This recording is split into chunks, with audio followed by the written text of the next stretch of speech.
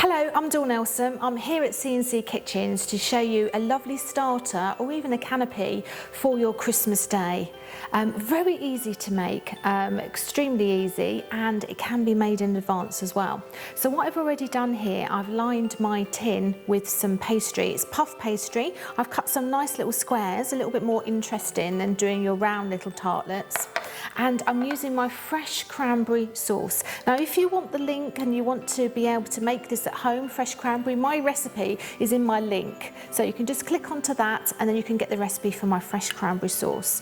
So this is extremely easy to do as well. So I'm going to use some of the fresh cranberry sauce into the base of the tartlets. So just a tiny little bit goes into each tartlet. And again, I've made this cranberry sauce nice and coarse so that you get a little bit of texture when you're eating the tarts. Now, if you don't like puff pastry and you want to use short crust, then obviously that's perfectly fine. I find that the ready rolled pastry is really lovely for your tartlets and for pastry tarts, simply because it's rolled out already at the right thickness, so you don't have to worry about that. So if you've got sort of less time and worried about your time in making these, then buy the ready rolled pastry because it will save you a lot of time. So if you haven't got square cutters, and not everybody has, you can obviously use the round ones, but the square ones I think are just a little bit more interesting, just a little bit more different. And then all I'm going to do is just top that with some brie cheese. Now, I've got a nice firm one. If you've got an overripe one, it may be a little bit more runny in the oven. It doesn't really matter because in the end, in the oven, it will melt down anyway. So you can use the skin, or if you dislike the skin, you can remove the skin before putting the slices onto the cranberry. It's entirely up to you. And if you haven't got brie at home, or you haven't got any brie for Christmas, we mostly have a lot of cheeses over the Christmas period, don't we?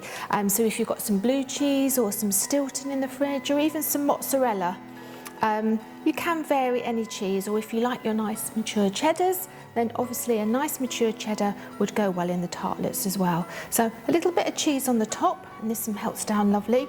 And then just to finish it off, a little bit of fresh herbs. Now again, if you haven't got any fresh herbs, this is rosemary. I find rosemary is quite nice. You can use a little sprinkling out of the cupboard of some dry herbs. Rosemary goes very well. You can even use a little bit of parsley or a little bit of thyme. Thyme goes really nice with the brie as well. So a little bit of sprinkling of the fresh rosemary on the top there.